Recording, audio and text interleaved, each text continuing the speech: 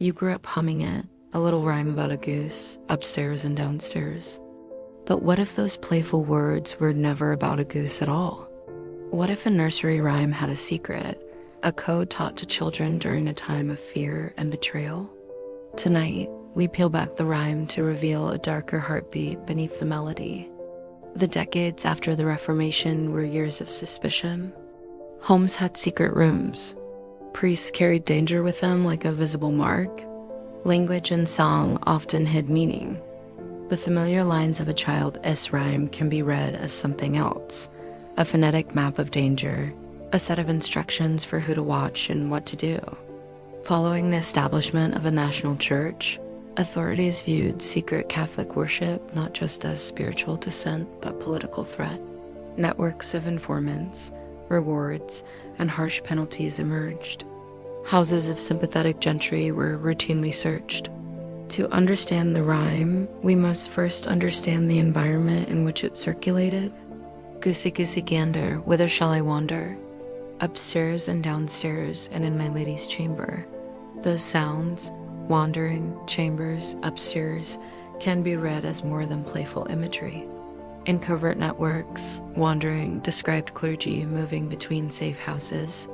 My lady's chamber points to the private rooms of sympathetic noblewomen who harbored priests.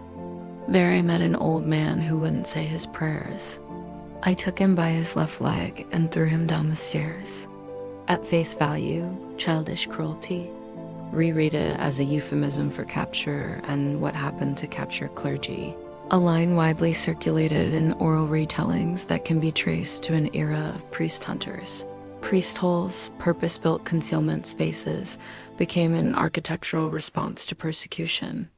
But when searches succeeded, the treatment of captured priests varied: imprisonment, public execution, or summary violence. Some contemporary accounts and later archaeological discoveries suggest non-public, violent removals occurred in private homes, away from the scaffold. Excavations at several manor houses turned up human remains behind sealed timber panels and in spaces interpreted as concealment pits. Forensic examination shows trauma consistent with blunt force impacts to the lower body and skeleton.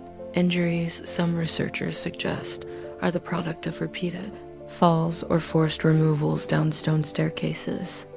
These finds are fragmentary and debated, but they open a window on what oral memory and rumor may have recorded. One provincial account from a household diary, later adapted into oral retellings, describes an evening raid. The family plead. A searcher dismisses the pleas. The priest, forced from a hole, is dragged to the stairwell. The official record that night is laconic. Tradition filled in the details. The rhyme, repeated to children, encoded both danger and a chilling lesson: report what you see. When will my lady come? When will my man come? In whispered context, the song's questions could be testing answers, training ears to listen for visitors or hidden signs of worship. The language of play and the language of policing overlapped. Not every folklorist agrees with a single conclusive interpretation. Oral tradition is elastic. Some scholars caution that the reading of this rhyme as a manual for betrayal springs from later retellings that sought to moralize older conflicts. Others point to corroborating clues in household records and the patterning of songs used for social instruction. If true, it is a sobering reminder of how everyday culture can contain hidden instruction, how play can be taught to serve power. Nursery rhymes are not always innocent. They can be memory carriers for fear, punishment, and survival. The next time a familiar melody crosses your lips, consider whose history might rest inside the rhyme. If you found this surprising, hit subscribe. Tell us in the comments, which childhood rhyme would you like us to investigate next?